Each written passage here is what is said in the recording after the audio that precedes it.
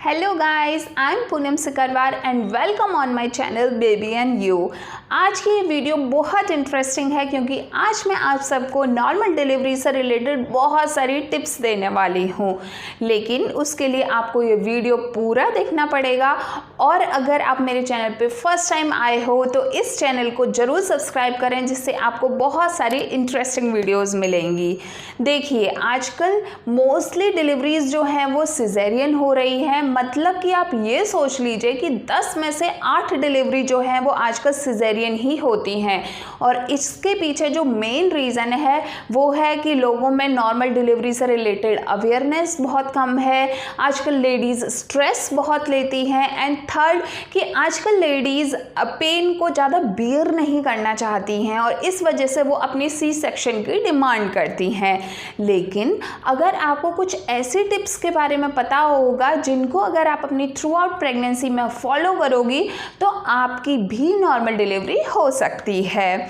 सबसे पहले तो मैं आपको ये बता देती हूँ कि मेरी भी नॉर्मल डिलीवरी हुई है, लेकिन उसके लिए मैंने अपनी थ्रू आउट प्रेगनेंसी में बहुत सारी ऐसी चीज़ों को फॉलो किया है जिससे कि मेरी भी नॉर्मल डिलीवरी हो सकी। और आज इन्हीं चीज़ों को मैं आपको बताऊंगी जिससे आपको बहुत हेल्प मिलेगी और हो सकता है कि आप में से बहुत सारे लोगों की नॉर्मल डिलीवरी हो।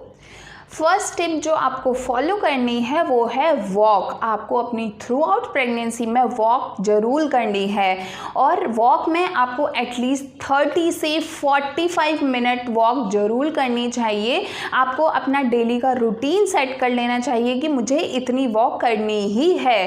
देखिए, 8th मंथ में या 9th मंथ में अगर आप वॉक करें और आप सोचें कि आपकी नॉर्मल डिलीवरी हो जाएगी तो ऐसा नहीं होता है। आपको नॉर्मल डिलीवरी के लिए स्टार्टिंग से ही थोड़ी मेहनत करनी पड़ती है, तब जाके आपकी नॉर्मल डिलीवरी होती है। मैंने भी अपने 4th मंथ से वॉक करना बहुत अच्छे से स्टार्ट किया था क्योंकि फर्स्ट 3 मंथ तो मेरी काफ़ी तबीयत ख़राब रहती थी, तो इसलिए मैं बहुत अच्छे से वॉक नहीं कर पाई थी। तो आपको भी अगर आपकी तबीयत ख़राब रहती है तो आप स्टार्टिंग में थोड़ा स्किप कर सकती हैं, लेकिन 4th मंथ से आपको बहुत अच्छे से वॉक करनी है। वॉक करने से आपका ब्लड सर्कुलेशन प्रॉपर रहता है, आपकी बॉडी में फ्लेक्सिबिलिटी बढ़ती है, आपकी बॉडी की नसें खुलती हैं। तो ये वॉक के बहुत सारे बेनिफिट्स होते हैं। तो फर्स्ट टिप तो आपको वॉक करना ही करना है।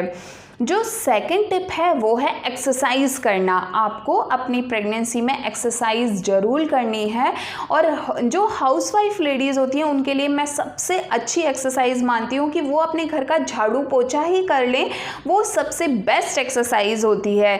देखिए, जब हम 36th वीक में पहुँचते हैं तो उस टाइम पे बहुत सारी एक्सरसाइज लेडीज़ के लिए रिकमेंड की जाती हैं, जैसे कि स्क्वैट्स हुआ, डक वॉक हुआ। ये कुछ ऐसी एक्सरसाइज हैं जो डॉक्टर्स रिकमेंड करते हैं, लेकिन जो सबसे बेस्ट एक्सरसाइज होती है कि आप घर का पोछा लगा लें। अगर आप अपने घर का पोछा लगाते हो तो आपकी पल्विक फ्लोर जो मसल है वो थोड़ी ओपन होती है, आपका बच्चा नीचे की तरफ जाता है और जब बच्चा नीचे की तरफ फिक्स होने लगता है तो आपके नेचुरली ही लेबर पेन इंड्यूस होने के चांसेस बहुत बढ़ जाते हैं। तो अगर आप कर पा रहे हो तो आप अपने घर का झाड़ू पोछा ना छोड़ें और इसको ज़रूर करें। अदरवाइज आप काफ़ी सारी ऐसी एक्सरसाइज हैं जो आप एक्सरसाइज भी कर सकती हैं अपनी नॉर्मल डिलीवरी के लिए। जो थर्ड टिप है वो है कि आपको अपनी स्ट्रेंथ बहुत अच्छी रखनी है। जब भी आप नॉर्मल डिलीवरी के लिए तैयारी करती हैं तो आपकी बॉडी में स्ट्रेंथ होनी चाहिए, क्योंकि नॉर्मल डिलीवरी में बहुत जोर लगाना पड़ता है और अगर आपकी बॉडी में ताकत नहीं है तो आप ज़्यादा पुश नहीं कर पाएंगी। और आपकी स्ट्रेंथ आती है अगर आप अपनी थ्रू आउट प्रेगनेंसी में अच्छी डाइट लेते हो।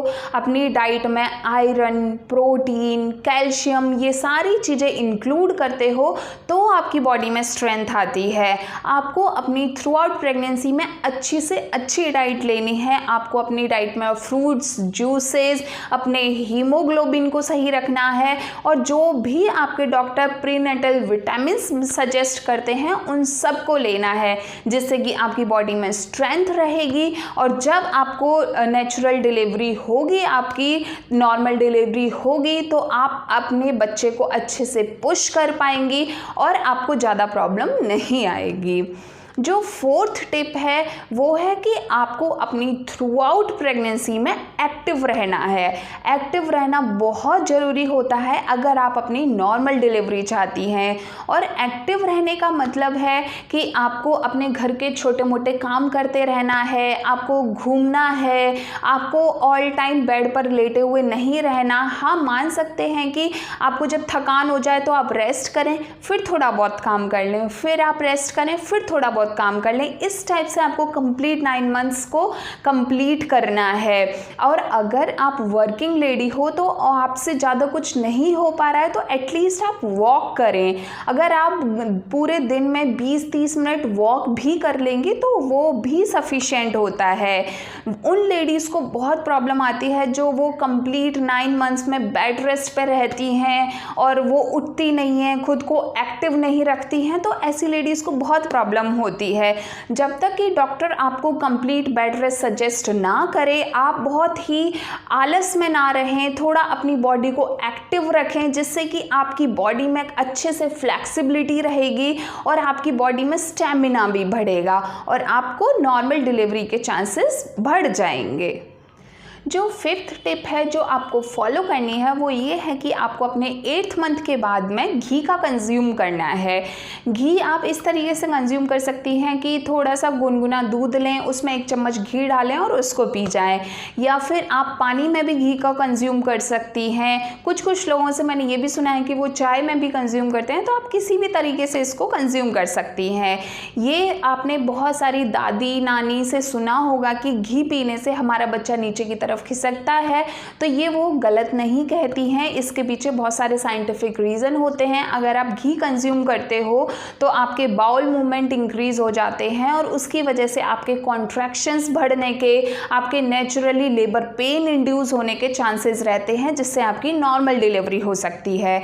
तो आप गाय का घी, भैंस का घी, किसी का भी घी कंज्यूम कर सकती हैं, लेकिन आप घी कंज्यूम जरूर करें। इससे आपकी वेजाइना को भी ल्यूब्रिकेंट मिलता है, ऐसा मैंने पढ़ा है। तो आप घी का कंजप्शन जरूर करें। मैंने भी कंज्यूम किया था, ऑल्दो मुझसे बहुत ज़्यादा बर्दाश्त नहीं होता था, तो मैं थोड़ा सा आधा चम्मच घी कंज्यूम करती थी शाम के टाइम, लेकिन मुझे इसके काफ़ी अच्छे फ़ायदा मिला। जो 6th टिप मैं आपको बताने जा रही हूँ वो यही है कि आप स्ट्रेस फ्री रहें। आप अगर अपनी थ्रू आउट प्रेगनेंसी में स्ट्रेस फ्री रहेंगे तो भी आपके चांसेस बढ़ जाते हैं नॉर्मल डिलीवरी के, क्योंकि अगर आप स्ट्रेस लोगी तो आपके बच्चे को प्रॉब्लम हो सकती है। आपका बच्चा पेट में पॉटी कर सकता है जिससे आपको सी सेक्शन करवाना पड़ सकता है, और आपको स्ट्रेस की वजह से आपके जो कॉन्ट्रैक्शंस हैं वो एबनॉर्मल हो सकते हैं। तो स्ट्रेस से तो बहुत सारी प्रॉब्लम्स होती हैं, इसलिए आपको अपनी थ्रू आउट प्रेगनेंसी में बहुत ही हैप्पी रहना है, बहुत ही खुश रहना है। और एक और चीज़, आपको स्ट्रेस को तो दूर रखना ही रखना है, उसी के साथ साथ एक सेल्फ कॉन्फिडेंस भी रखना है। अगर आप अपने ऊपर कॉन्फिडेंस रखती हो तभी आप अपनी नॉर्मल डिलीवरी कर पाओगी, क्योंकि अगर आप ज़्यादा स्ट्रेस लोगी आपको उतना ही ज़्यादा पेन होगा, और जितना ज़्यादा पेन होगा उतना ही आपके चांसेस नॉर्मल डिलीवरी के कम हो जाते हैं। तो ये बात मैंने अपनी पहली वीडियोस में भी आपको बताई है कि आपका फियर जो है वो डायरेक्टली प्रोपोर्शनल होता है आपके पेन के। तो जितना कम आप अपना फियर रखोगी उतना ही कम आपका पेन होगा। तो ये कुछ ऐसी टिप्स हैं जो अगर आप फॉलो करोगी, अपनी थ्रू आउट प्रेगनेंसी में फॉलो करोगी, तो आपकी नॉर्मल डिलीवरी निश्चिंत ही है। लेकिन किसी एक दिन अगर आप ये सारी चीज़ें करो और सोचो कि नॉर्मल डिलीवरी हो जाएगी, तो ऐसा नहीं होता है। नॉर्मल डिलीवरी तभी होती है जब आप अपनी थ्रू आउट प्रेगनेंसी में एक्टिव रहते हो, थ्रू आउट प्रेगनेंसी में थोड़ी एक्सरसाइज करते हो। तो आप ये मेरी टिप्स को फॉलो करके देखिए, मैं आपको अश्योर कर रही हूँ कि आपकी नॉर्मल डिलीवरी के चांसेस बहुत ज़्यादा बढ़ जाएंगे। सो गाइज़, अगर आपको ये मेरा वीडियो पसंद आया हो तो इसको लाइक ज़रूर करिए, क्योंकि इसी से आपको नॉर्मल डिलीवरी की टिप्स के बारे में पता चला है और हो सकता है कि आपकी भी नॉर्मल डिलीवरी हो। मेरी तो बेस्ट विशेज़ आप सबके साथ हैं। अगर आप मुझे फेसबुक और इंस्टाग्राम पर भी फॉलो करना चाहते हैं तो उसके लिंक्स मैंने डिस्क्रिप्शन में दे रखे हैं, आप वहाँ भी मुझे फॉलो कर सकते हैं। वहाँ पर मैं बहुत सारी टिप्स अपलोड करती हूँ जो आपके बहुत काम आने वाली हैं। मैं बहुत जल्दी आपके लिए एक और इंटरेस्टिंग वीडियो लेकर आऊँगी। तब तक के लिए इस वीडियो को लाइक करो और अगर आपने सब्सक्राइब नहीं किया है तो इसको सब्सक्राइब करो, क्योंकि इसी से मुझे मोटिवेशन मिलती है। मैं बहुत जल्दी एक और इंटरेस्टिंग वीडियो के साथ आपके सामने आऊँगी। तब तक के लिए take care of yours and bye bye.